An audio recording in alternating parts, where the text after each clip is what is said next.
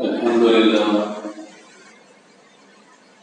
لله رب العالمين، والصلاة والسلام على سيد الأنبياء والمرسلين محمد وآله وأصحابه أجمعين ومن تبعهم بإحسان إلى يوم الدين. أما بعد، قال الله تبارك وتعالى: أعوذ بالله من الشيطان الرجيم، بسم الله الرحمن الرحيم.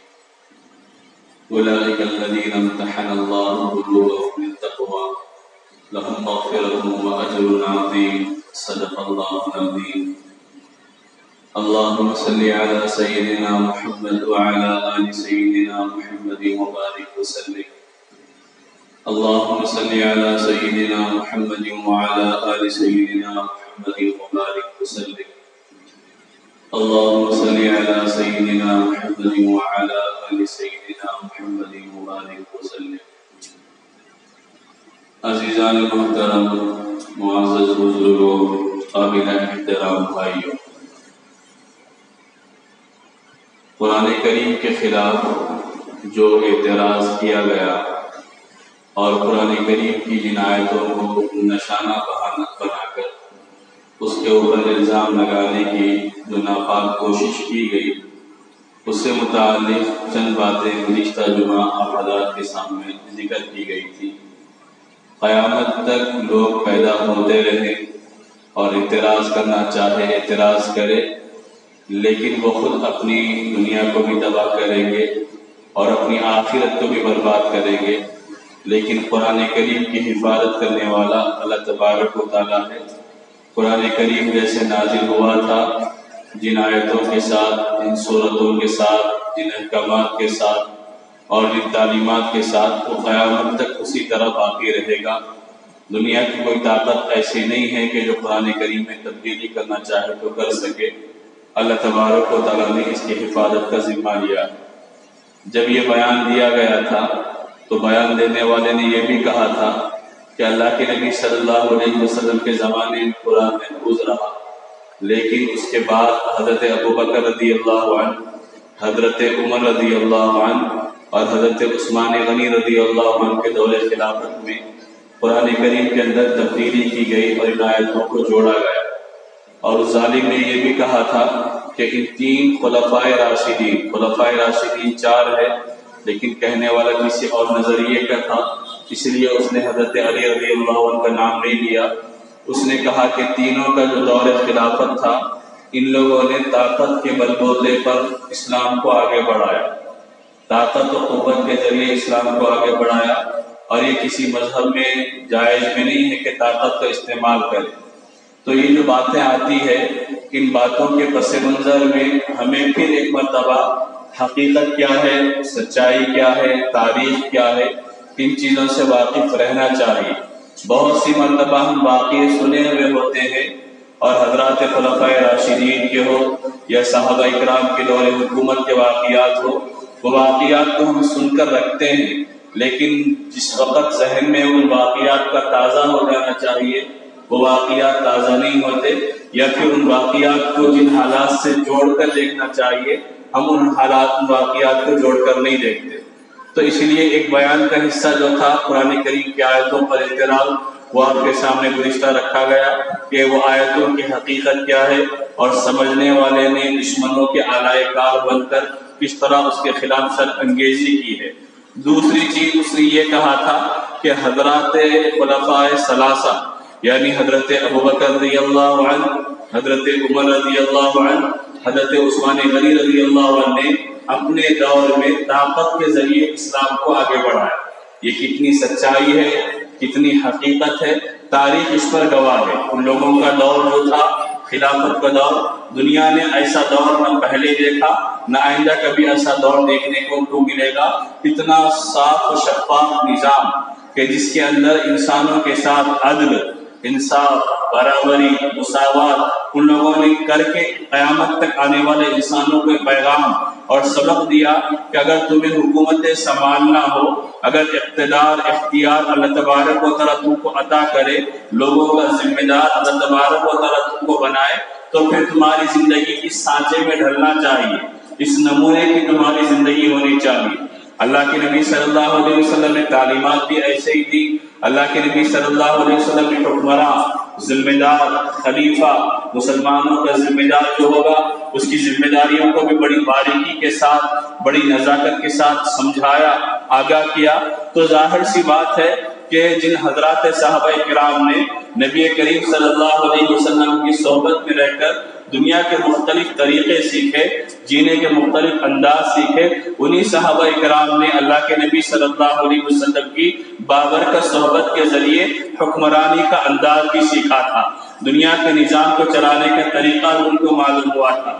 اللہ کے نبی صلی اللہ علیہ وسلم نے فرمایا کہ بادشاہ جو عدل کرنے والا ہوگا وہ جنتیوں میں سے ہوگا۔ اور اللہ قرآن کریم میں اللہ تبارک و تعالیٰ نے یہ ذمہ داری بھی بتائی، ان اللہ یأمرکم ان تؤدوا الامانات الی اہلها واذا حکمتم بین الناس ان تحکموا بالعدل، کہ اللہ نے فرمایا کہ جن کی امانتیں ہیں تو ان تک ان کی امانتوں کو پہنچاؤ، اور جب اللہ تبارک و تعالیٰ تم کو کسی دونوں فریقوں کے درمیان، دو گروہوں کے درمیان فیصلہ کرنے کے قابل بنائے تو انصاف کے ساتھ فیصلہ کرنا، عدل کے ساتھ، برابری کے ساتھ فیصلہ کرنا، کسی ایک طرف طرفداری نہیں کرنا، ورنہ اللہ تبارک و تعالیٰ کی ناراضگی ہوگی اور جہنم کی سزا دی جائے گی۔ اللہ تبارک و تعالیٰ نے اپنے پیغمبر حضرت داؤد علیہ السلام کو جو فیصلہ کرنے کی قوت و طاقت عطا فرمائی تھی، ان کو خطاب کر کے فرمایا کہ داؤد تم عدل و انصاف کے ساتھ لوگوں کے درمیان فیصلہ کرنا۔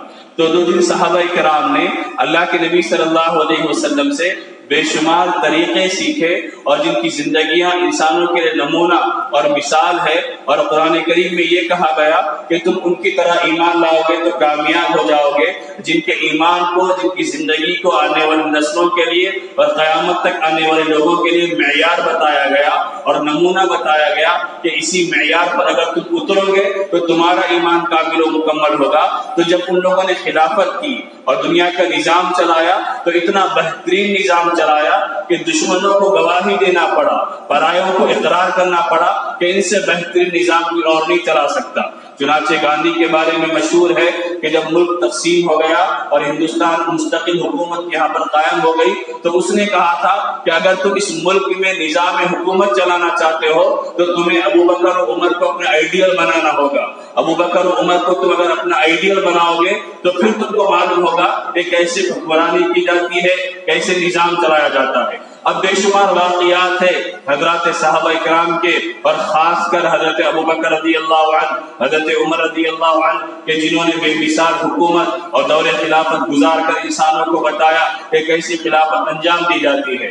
حضرت ابو بکر رضی اللہ تعالیٰ عنہ خلیفہ بنے تو سب سے پہلے ممبر پر چڑھ کر انہوں نے یہ اعلان کیا کہ مجھے اللہ تبارک و تعالیٰ نے تمہاری طرف سے منتخب کیا ہے، لہٰذا اگر میں صحیح چلوں تو تم میری اطاعت کرنا، اگر میں غلط چلوں تو تم مجھے آگاہ کرنا، متنبہ کرنا۔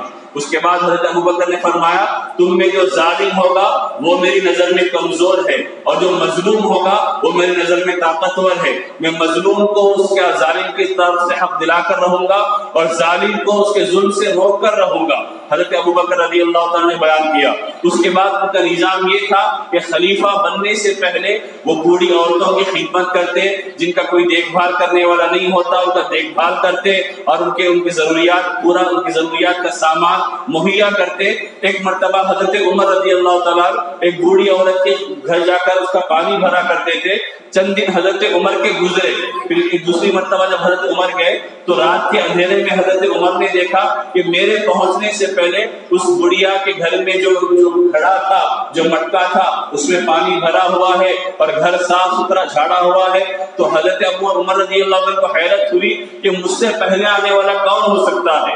چنانچہ دوسرے دن دوسری رات حضرت عمر رضی اللہ تعالیٰ وقت سے تھوڑا پہلے آ گئے اور آ کر اس کے گھر کے سامنے کے حصے میں چھپ کر بیٹھ گئے تاکہ میں آج پتا کروں کہ مجھ سے پہلے آ کر اس بوڑھی ضرورت مند عورت کا کام کرنے والا کون ہے۔ تو انہوں نے دیکھا خلیفۃ المسلمین حضرت ابو بکر رضی اللہ تعالیٰ گلی میں آ رہے ہیں، بالکل اپنے پیروں کو دبا کر چلتے ہوئے تاکہ ان کے چلنے کی آواز بھی کسی سونے والے کی نیند کو خراب نہ کر سکے۔ اس خاموشی کے ساتھ حضرت ابو بکر رضی اللہ عنہ گلی سے گزرے اور اس بوڑھی عورت کے گھر میں گئے اور سارا کام انجام دے دیا، اور جب جانے لگے تو حضرت عمر سامنے آئے اور آنے کی بات کہا کہ مجھے یقین تھا کہ اس کام کو آپ کے علاوہ کوئی اور نہیں کر سکتا، جب حضرت ابوبکر رضی اللہ عنہ خلیفہ بن گئے تو ایک بوڑھی عورت کا اور ایک کا کام کرتے تھے. اس نے کہا کہ اب میرا سامان کون لائے گا, میرے گھر کا پانی کون بھرے گا, میری ضروریات کا کام کون کرے گا, اس لیے کہ آپ تو خلیفۃ المسلمین بن گئے. تو حضرت ابوبکر نے فرمایا میں اگر خلیفہ بنا تو کیا ہوا,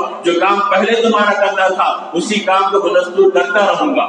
دنیا کے سامنے انہوں نے مثالیں دی, رعایا کی خدمت کرنا, لوگوں کے کام آنا, ان کی دعائیں دینا. انہوں نے اپنی طاقت کے بلبوتے پر دائرے اسلام کو آگے نہیں بڑھایا, انہوں نے اپنی قوت و طاقت کے استعمال کر کے اسلام کو نہیں پھیلایا, بلکہ ان کے اخلاق, ان کا کردار, ان کے معاملات, ان کا عدل و انصاف, ان کا لوگوں کے ساتھ برتاؤ, یہ وہ چیزیں تھی جس کے ذریعے لوگ متاثر ہو کر اسلام میں داخل ہونے لگے. حضرت عمر رضی اللہ عنہ کے تو سینکڑوں اور بے شمار واقعات ہیں کہ جنہوں نے عجیب و غریب نظام چلایا. حضرت عبد الرحمن بن عوف رضی اللہ عنہ فرماتے ہیں ایک رات میں اور حضرت عمر رضی اللہ عنہ مدینہ منورہ کی گلیوں میں گھوم رہے تھے اور گشت کر رہے تھے. گشت کرتے کرتے ایک جگہ ہم نے قیام کیا اور تھوڑی دیر کے لیے ہم لوگ وہاں پر ٹھہر گئے. مدینے سے باہر کا علاقہ تھا اور مدینے سے آبادی ختم ہونے کے بعد کا علاقہ تھا. تو میں اور حضرت عمر رضی اللہ عنہ بیٹھے ہوئے تھے, ہم کو ایک چھوٹے بچے کے رونے کی آواز سنائی تھی. حضرت عمر رضی اللہ عنہ نے دیکھا تو دور سے بچے کے رونے کی آواز آ رہی تھی. حضرت عمر گئے اور جا کے اس کی ماں کو سمجھایا کہ بچہ رو رہا ہے, بچے کی ضرورت کو پورا کرو. چنانچہ تھوڑی دیر گزر گئی, وہ آ کر اپنی جگہ بیٹھ گئے. حضرت عبد الرحمن بن عوف فرماتے ہیں رات کا وقت ہے, میں اور حضرت عمر بات کرنے میں لگے, آدھی رات گزر گئی, بچے کے پھر رونے کی آواز آئی. حضرت عمر گئے, پھر جا کر سمجھایا. جب تیسری مرتبہ رونے کی آواز آئی تو حضرت عمر گئے اور جا کر ماں کو ڈانٹا اور یہ کہا کہ تو کیسی ماں ہے کہ تیرا بچہ رو رہا ہے اور تو اس پر رحم نہیں کھاتی. تو ماں نے کہا کہ تم اس نے نہیں پہچانا تھا کہ خلیفۃ المسلمین ہے, رات کا وقت ہے. اس نے کہا کہ تم بڑے عجیب آدمی ہو جنہوں نے پوری رات مجھے ستایا اور پریشان کیا ہے. یہ بچہ اس لیے رو رہا ہے, میں اس کا دودھ چھڑانا چاہتی ہوں, میں دودھ چھڑانا چاہتی ہوں. انہوں نے پوچھا کہ کیوں دودھ چھڑانا چاہتی ہو؟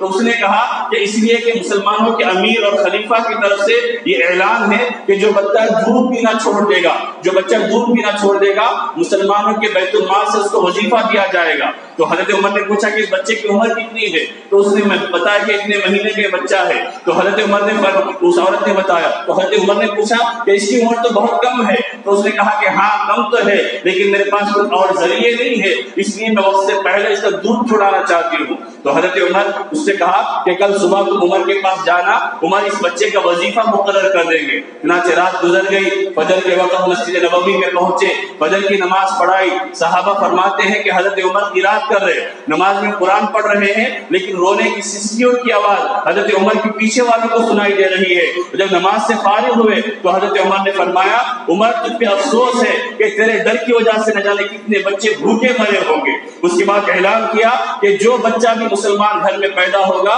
پیدا ہوتے ہی اس کا وظیفہ مقرر کر دیا جائے گا, بغیر کسی وقفے کے اور بغیر کسی مدت کے اس کو وظیفہ دیا جائے گا. یہ نظام خلافت انہوں نے سنبھالا تھا اور دنیا والوں کو بتایا تھا کس طرح کا ایک وزیر اور نمائندہ مسلمانوں کے امیر حضرت عمر سے ملنے کے لیے مدینہ منورہ آیا. جب مدینے میں داخل ہوا تو اس نے مسلمانوں کے امیر کو نہیں پایا. صحابہ سے پوچھا, لوگوں سے پوچھا کہ مسلمانوں کا امیر کہاں ہے؟ تو لوگوں نے کہا کہ ہمارے امیر کا کوئی شاہی دربار نہیں ہے, کوئی جاہ و حشر نہیں ہے, کوئی لمبی چوڑی فوج نہیں ہے, کوئی دربار نہیں ہے کہ جانے سے روک سکے. شاید ممکن ہے کہ مسلمانوں کا امیر جنگل میں جانوروں کو چرانے کے لیے گیا ہو, جاؤ جا کر وہاں پر ڈھونڈ لو اور وہاں پر تلاش کرو. وہ آنے والا نمائندہ اور دوسرا جو آیا تھا اس نے جا کر دیکھا, مدینے کے باہر وہ پہنچا تو ایک جھاڑ کے نیچے دیکھا کہ حضرت عمر رضی اللہ تعالیٰ اپنے ہاتھ کو سرانے رکھ کر جھاڑ کے نیچے سو رہے ہیں. کوئی فوج نہیں ہے, کوئی دستہ نہیں ہے, کوئی حفاظت کا انتظام نہیں ہے, تنہے تنہا کھڑے سو رہے ہیں. جب دور سے دیکھا تو اس کے اوپر کپکپی طاری ہو گئی, خوف طاری ہو گیا, اور جب آہستہ آہستہ آگے بڑھا حضرت عمر کی آنکھوں نیند بیدار ہو گئی, آنکھیں کھل گئی. تو اس نے کپکپاتے ہوئے کہا کہ میں فلاں کا نمائندہ بن کر آپ سے بات چیت کرنے کے لیے آیا ہوں, لیکن آپ کا رعب اور دبدبا میرے اوپر اتنا پڑا کہ میرے اندر بات کرنے کی ہمت نہیں ہے. اور اس نے یہ کہا کہ عمر تم اکیلے ہو, تنہا साल जंगल में पड़े सो रहे हो, लेकिन कोई तुम्हारे ऊपर हमला करने वाला नहीं है, कोई तुम्हें तकलीफ पहुंचाने वाला नहीं है। और हमारे बादशाह होते हैं जो बंद कमरों में और मजबूत तरीन महलों में क़याम करते हैं,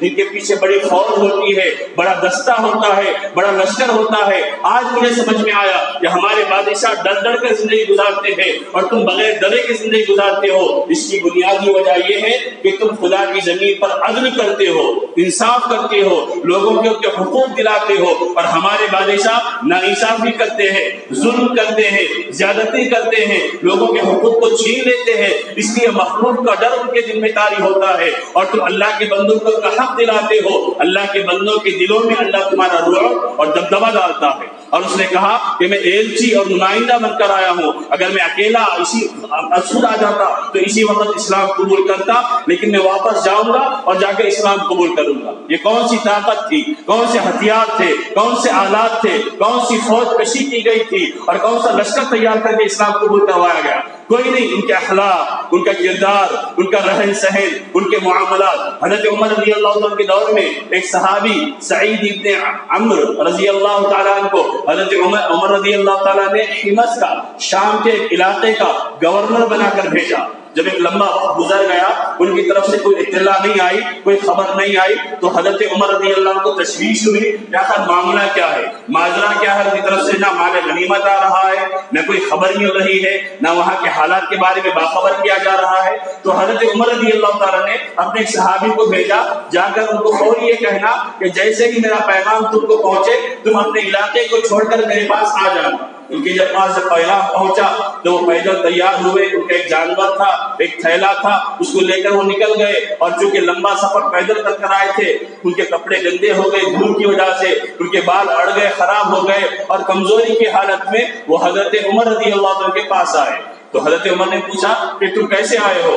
तो उन्होंने कहा कि मैं पैदल आया हूँ। तो हजरत उमर ने पूछा क्या तुम्हारे पास कोई ऐसा आदमी नहीं था जो जानवर की सवारी तुमको दे सके? तो हजरत उन्होंने फरमाया हाँ था, लेकिन मैंने किसी की सवारी नहीं ली और मैं अकेला चले आया। तो उन्होंने पूछा कि माल गनीमत क्या है जो मुसलमानों के बैतुल माल में जमा करना है? तो उन्होंने फरमाया कि हमारे पास माल जमा नहीं होता, जो कुछ माल आता है उस माल को मैं एक जगह जहाँ पर हमारी बैठक होती है, जहाँ पर लोग आके सवाल जवाब और अपनी जरूरियात के लिए उनसे मुलाकात करते हैं, जब कभी माल जमा होता है मैं वहाँ पर रख देता हूँ और ऐलान करता हूँ जो जरूरतमंद है वो आकर माल को ले जाए। चुनांचे जितने इलाके के जरूरतमंद गुरबा होते हैं, मसाकीन होते हैं, बेवाएं होती है, यतीम होते हैं, वो आते हैं वहाँ से माल उठा कर ले जाते हैं। लिहाजा माल जमा होने का और बचने का सवाल नहीं है। जब माल बचता नहीं है तो आपके पास जमा कैसे किया जाएगा? उसके बाद ये सारी बातचीत हुई तो हज़रत उमर ने फरमाया मैं दोबारा तुमको वहां पर अपना गवर्नर बनाकर भेजूंगा। तो उन्होंने कहा कि अब मैं ना आपके लिए काम करूंगा ना आपके बाद किसी और के लिए काम करूंगा, बस मैं अल्लाह अल्लाह करके जी लूंगा। चुनांचे उनका घर मदीना मुनव्वरा के बाहर था, वो अपने घर चले गए। जब घर चले गए तो हज़रत उमर ने इनको और जांचना चाहा कि क्या वाकई ये इतने अपने आप को जरूरियात जिंदगी से दूर करके जी रहे हैं या फिर उनके पास कुछ पैसे वगैरह भी है जो इनके घर में महफूज होंगे। उन्होंने एक आदमी को बुलाया जिसका नाम हारिस था। उन्होंने कहा कि तुम उनके घर जाओ और 3 दिन उनके घर में मेहमान बनकर रहना और उनके शब और रोज का जायजा लेना, वो क्या खाते हैं, वो कैसा रहते हैं, सारी चीजों का जायजा लेना। अगर वाकई तुम उनको तंदुरुस्त पाओ तो मेरी तरफ से ये 100 दीनार है, उनको हदिये में देकर आ जाना, वरना अगर उनके पास बहुत कुछ है तो वैसे ही चले आना। चुनांचे वो गए और जाकर 3 दिन उनके पास क़ियाम किया। उन्होंने 3 दिन में वो सहाबी को देखा कि जिनके पास खाने का कोई सामान नहीं है, एक रोटी होती जो रात में पानी में भिगा देते और वही खा लेते। ये उस शख्स की हालत है जिसने मुल्क के शाम के एक खूबसूरत इलाके की गवर्नरी की थी, जहाँ मालो दौलत की रेल पेल थी, जहाँ हर तरह की सहूलियात और तरक्कियां थी, लेकिन उसके बावजूद वो गवर्नर की हालत ये थी। वो बयान करते हैं कि मैंने 3 दिन उनका जायजा लिया, पानी में रोटी भिगोते और भिगाने के बाद उस रोटी को खा लेते और वही मुझको पेश कर देते। जब 3 दिन गुजर गए तो मैंने कहा कि अल्लाह के बंदे मैं और ज्यादा तुम्हारे पास ठहर नहीं सकता, मैं तो तुम्हारा इम्तिहान लेने के लिए अमीर मोमिनीन की तरफ से मुतय्यन किया गया था, ये लो 100 दीनार है जो अमीर मोमिनीन ने तुम्हारे लिए दिए। जब वो दीनार की थैली उन्होंने आगे बढ़ाई तो सहाबी ने कहा कि मैं इसको नहीं लूंगा, میرے پاس اس کی ضرورت نہیں ہے، جو ضرورت ہے اسے اللہ تبارک و تعالیٰ پوری کر رہا ہے۔ اندر سے ان کی بیوی نے آواز دی اور یہ کہا کہ اگر آپ نہیں لینا چاہتے تو کیا ہوا، آپ اپنے لیے استعمال نہ کریں، لیکن ہمارے ارد گرد اطراف میں بہت سے غریب ہیں، بہت سے بیوائیں ہیں، ہم ان کو یہ پیسہ دے دیں گے، آپ پیسہ لے لیجئے۔ چنانچہ جب یہ بات اس آدمی نے سنی جو حضرت عمر کی طرف سے نمائندہ بن کر آیا تھا، اس نے وہ 100 دینار کی تھیلی وہیں پر رکھ دی۔ اسی وقت حضرت سعید رضی اللہ تعالیٰ نے تھیلیاں بنائی، چھوٹی چھوٹی تھیلیوں میں، ہر تھیلی میں کوئی دینار و درہم رکھے اور اطراف کی جتنی بیوائیں تھی، جتنے غریب تھے، ان ساروں کے درمیان تقسیم کر دیا۔ اس کے بعد یہ جب حضرت عمر کے پاس آئے تو حضرت عمر نے ان سے پوچھا کہ تم نے کیا دیکھا، کیا محسوس کیا؟ انہوں نے کہا کہ میں 3 دنوں کا مہمان رہا، ان کے گھر میں کوئی سامان نہیں ہے، کھانے کا کوئی انتظام نہیں ہے، جب پیسے دیے گئے تو پیسے دینے کے لیے تیار نہیں تھے، تو ان کی بیوی نے کہا کہ آپ اپنے لیے استعمال نہ کریں، یہ غریبوں میں ہم تقسیم کر دیں گے۔ چنانچہ غریبوں میں تقسیم کر دیا گیا۔ میرے بزرگوں، میرے بھائیوں، یہ واقعات، یہ حالات مسلمانوں کے امیروں کی ہے، خلفاء کی ہے، صحابہ کے دور حکمرانی کی ہے، اور جن کو نہیں معلوم انہوں نے اس طرح کی باتیں کہی کہ حضرات خلفاء راشدین نے طاقت کے بل بوتے پر دنیا میں اسلام کو پھیلایا ہے، وہ سب سے بڑے جاہل ہے۔ آج ہماری ذمہ داری ہے کہ اسلام کے اس زرین دور کو، اس روشن تاریخ کو ہم پڑھیں اور معلوم کریں کہ کیسے صحابہ تھے۔ حضرت عمر رضی اللہ تعالیٰ مسلمانوں کے امیر، 22 لاکھ مربع میل پر جن کا دبدبہ، جن کا روب چھایا ہوا تھا، لیکن ان کے بدن پہ کپڑے ہوتے تو کپڑوں میں پیون لگے ہوئے ہوتے، اور جو سفر کرتے تو کبھی غلام کو اونٹ پر بٹھاتے اور غلام کی نکیل پکڑ کے، جانور کی نکیل پکڑ کر آپ راستے میں چلتے رہتے۔ اس حالت میں انہوں نے اپنے آپ کو زندگی گزار کر بتایا کہ وہ دنیا میں رہتے ہیں مخلوق خدا کی خدمت کے لیے، وہ اللہ کے بندوں کے ساتھ عدل و انصاف کرنے کے لیے۔ تو اس طرح ان لوگوں نے دنیا کے اندر نظام چلایا اور قیامت تک آنے والے انسانوں کو بتایا اگر تم لوگوں کے ساتھ عدل کرنا چاہتے ہو، انصاف کرنا چاہتے ہو، برابری کرنا چاہتے ہو، ان کے حقوق دلانا چاہتے ہو، تو تمہیں پھر اللہ کے نبی کی بتائی ہوئی تعلیمات کے مطابق اپنے آپ کو ڈھالنا پڑے گا، اور وہی چیز تمہاری نجات کا ذریعہ، سعادت کا ذریعہ، کامیابی کا ذریعہ بنے گی۔ تو بہرحال اس ملعون نے، اس مردود نے ایک طرف قرآن پر حملہ کیا تھا، قرآن کی آیتوں پر حملہ کیا تھا، اور یہ کہا تھا کہ وہ 26 آیتیں ہیں جس میں لڑنے کی بات کی گئی ہے، اس کا پس منظر کیا تھا وہ آپ کے سامنے ذکر کیا گیا۔ دوسری بات اس نے کہی کہ حضرات خلفاء ثلاثہ، حضرت ابوبکر، حضرت عمر، حضرت عثمان نے اپنے دور میں طاقت کا استعمال کیا، انہوں نے طاقت کا استعمال نہیں کیا تھا، ان کے پاس سب سے بڑی طاقت ان کے اخلاق تھے، ان کا کردار تھا، ان کی محبتیں تھی، مخلوق کے ساتھ ان کی ہمدردیاں تھی، اور وہی سب سے بڑی طاقت تھی، اور اسی کے ذریعے انہوں نے لوگوں کے دلوں کی گہرائیوں میں اسلام کی محبت کو بٹھایا تھا۔